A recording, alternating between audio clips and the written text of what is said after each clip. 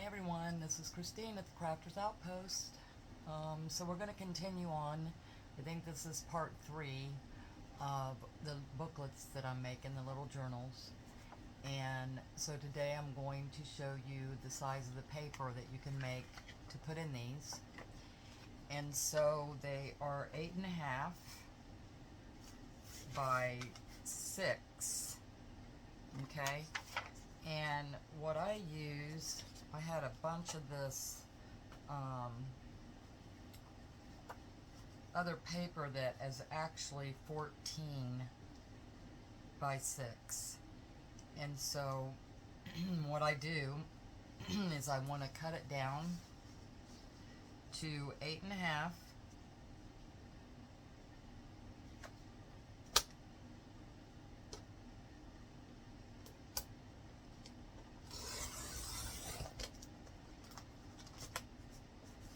And then I use these also for another booklet. And then we go 8.5 by 6.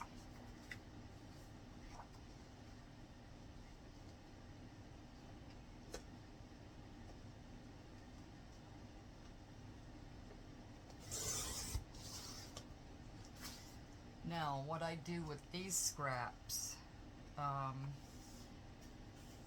is I make these little booklets to go in the journals. So you don't want to throw your scraps away, because you can always make little notepads out of them.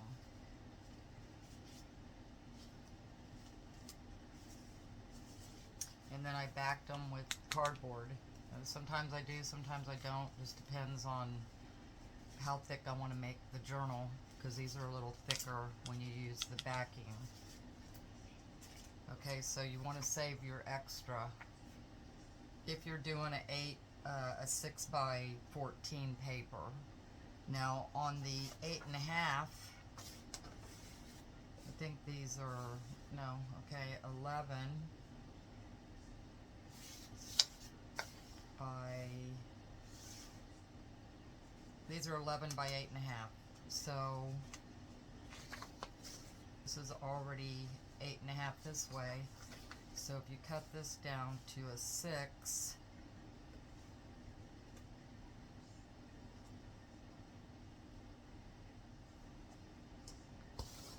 oops, wrong one. So you still have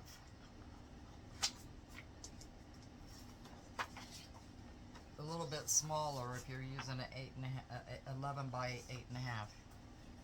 But you can make notepads out of this, cut them in half, and make you a notepad out of that if you don't have the bigger size letter. So now this is 6 by 8.5, and then you just fold it in half. And that's going to be your pages for your book.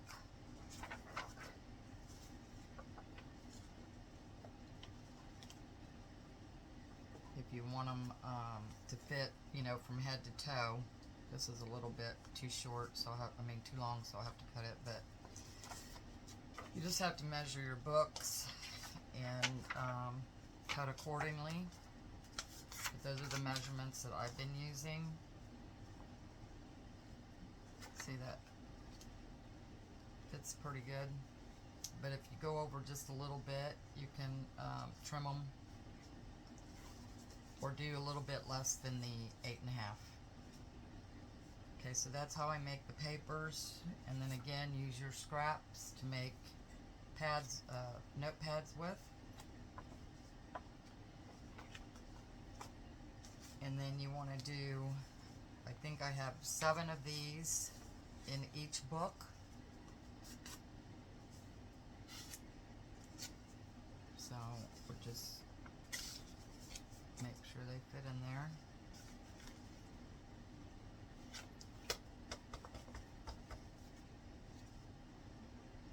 So they're fitting pretty good. And then the next step is going to be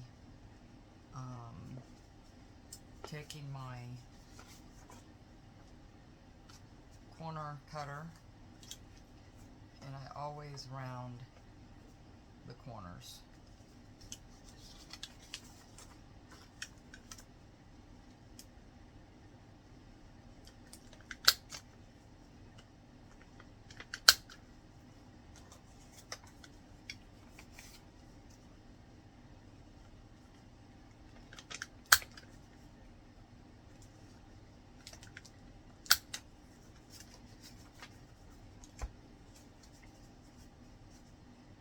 So once I get 7 of these, then I'll take them in the other room and spray them with some coffee dye or whatever I want to color them with.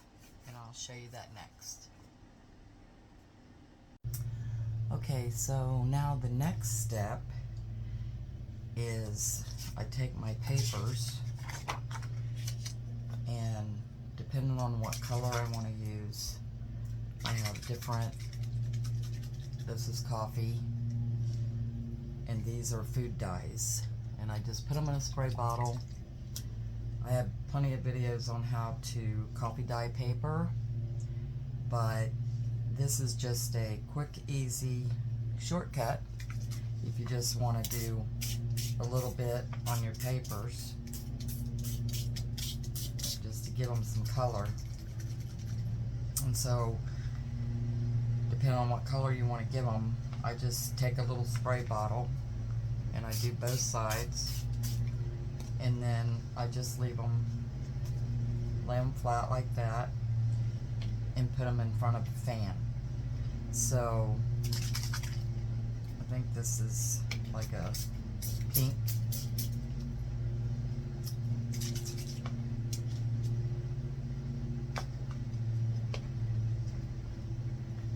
This one's got a little bit of purple, I think. Sometimes these things get a little clogged, but anyway, you get the idea that you can dye papers just by spraying them and then letting them dry. And then when they get done, this is the ones that I've already done, and you can see these are all coffee dyed. And I make this stuff in bulk, so then I can just have them ready to put in. This is all the coffee dyed ones. And then here's some with the pink. But I like already having them folded and cut before I put the dye on. It just makes it easier to have it already ready. But here's some of the results.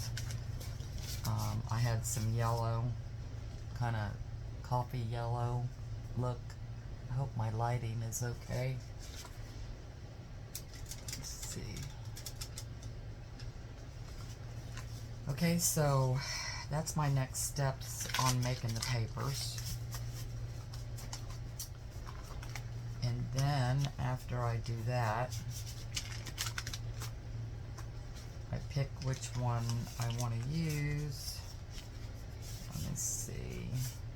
This is going to be the coffee book that I just made. And let's see which one I want to do here.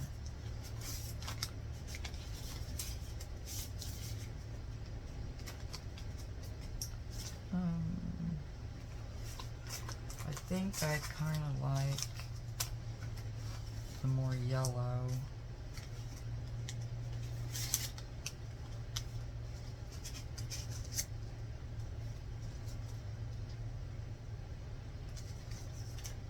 I kind of try to match them up to the book. I think I like this set here. It's kind of like matches the book a little better. I think I'm going to turn it this way. Like that. And then I add like 7 of them. Let me see. 1, 2, 3, 4, 5. No, 4. Okay, there's 4 here. I think I'm going to make this the cover one. That would be 5.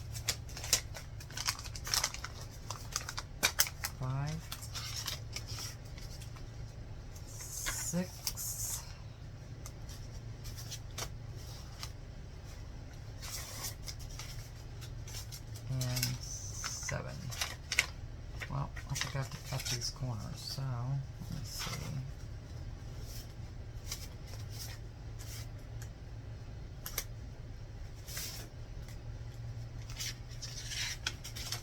So there's 7 pages. Okay.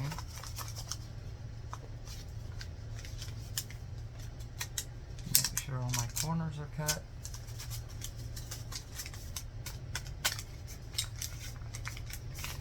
So these are the pages that I'm going to use in this book here. Okay. See that?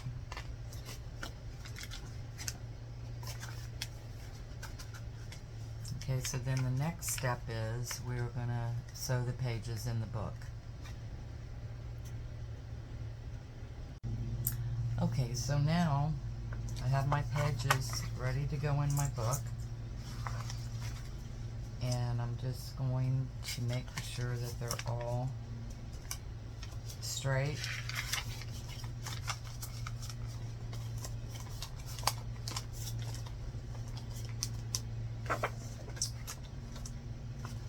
Just gonna fold them in there. Make sure they fit inside the book.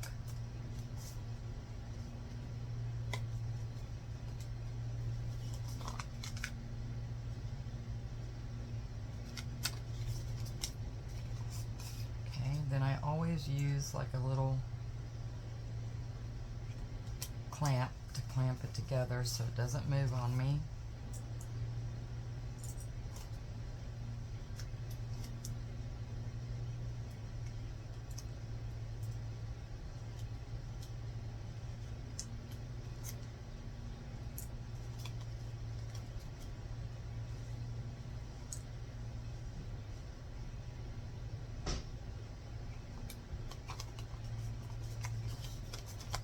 Right like that. And then I just take a big sewing needle and whatever thread you have. This thread, I don't know where I got it, but it's very, very strong, and it's thin. So I like it for doing projects that I'm going to be covering up the spine, because it's not a real thick material.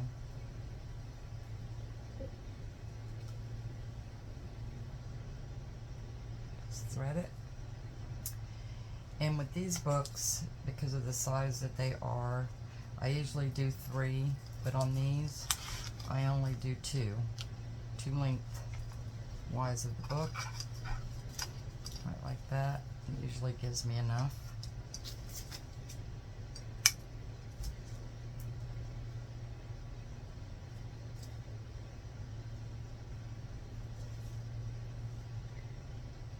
Now again, I don't usually measure anything. I'm just don't have patience for it. I just eyeball it. Try to pick the middle there. And you just want to push down and it goes right through. No problem. Okay, so I usually make the 3 holes first.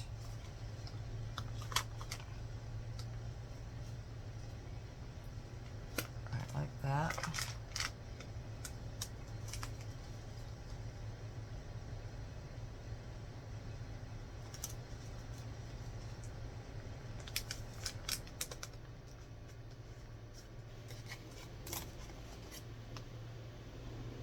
I usually go through the middle first, come out the other side. See that? Make sure you hang on to this little tail. And then when you get it the length you want, I come back here and I usually hang on to that little tail. And then you're going to bring it through this hole, the top, come through, right like that. Then you're going to go all the way to the bottom and go through. Comes out here.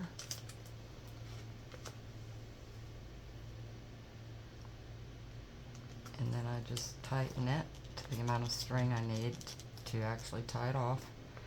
And then I'm going to go back through the middle again.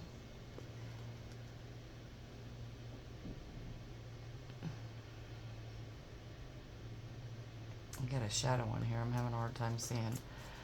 Okay, and then I make for sure that it's on the other side of the other one. Bring it up.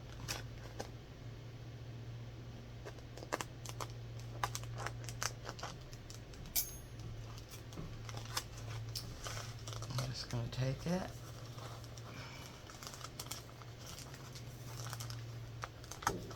Tighten it pretty good. Like that.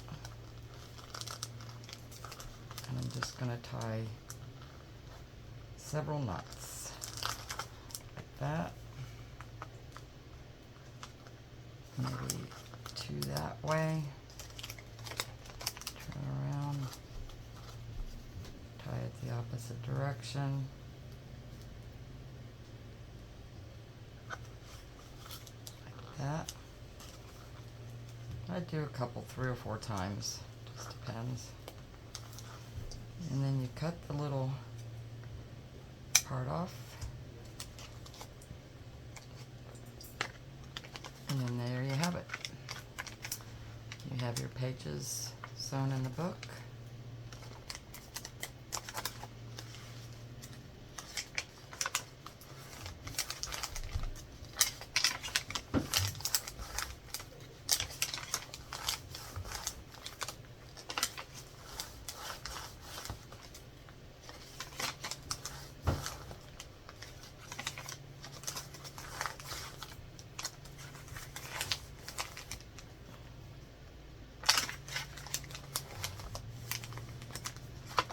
Right like that.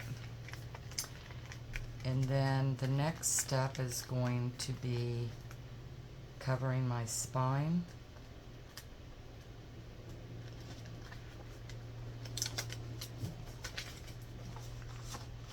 So what I think I'm going to use is maybe the same thing I used on the front. Like that.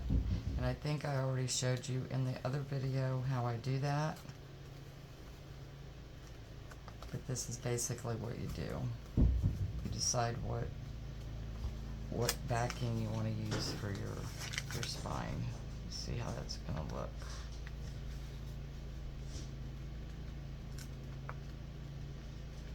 But again, as I told you before, when you're doing stuff on a fold, if something's really stiff, it takes a lot to keep it glued down. So I think I might try to find something else to do that with.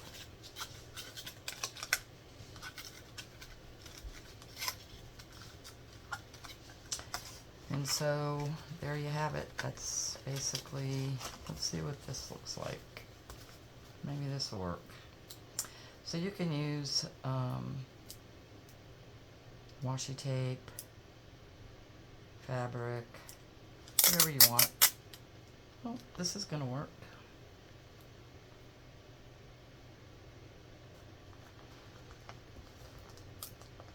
Doesn't really hide the spine, but I still like the looks of it, so I'm going to go with it.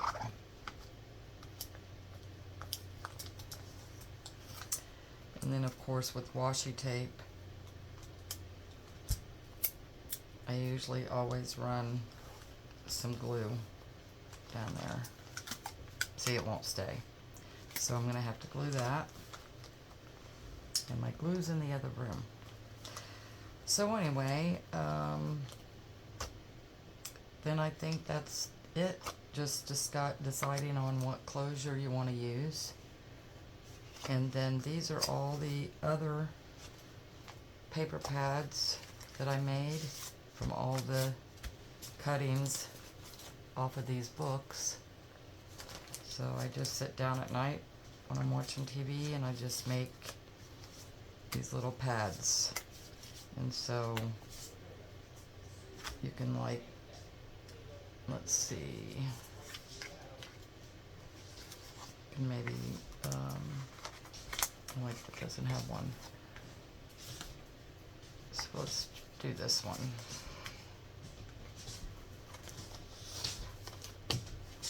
So then you can put something like that.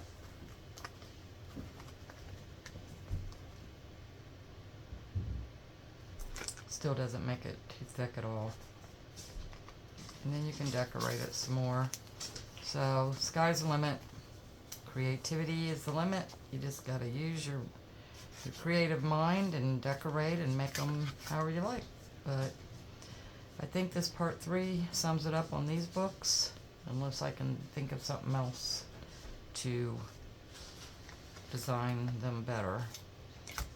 But I will do a complete video of all the books once they're all done. They're basically all the same on the inside. And these are all the ones so far that I've made. Most of them are pretty much finished. I got a few touch-ups on some of them.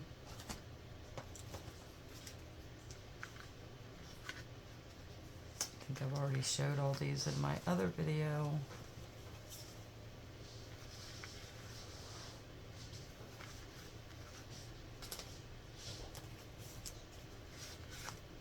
So these are it so far. And then I have the new ones that I just did that I'm going to continue to work on and finish these other ones up. Alright guys, I think that's it for this one. So thanks for watching, and if you enjoy my videos, please like and share them with your crafty friends. And subscribe to my YouTube channel, please, if you want to see more videos as they come out. But this is basically all the ones I've made so far, and the papers. And so I guess I will see you in the next one. Have a great day.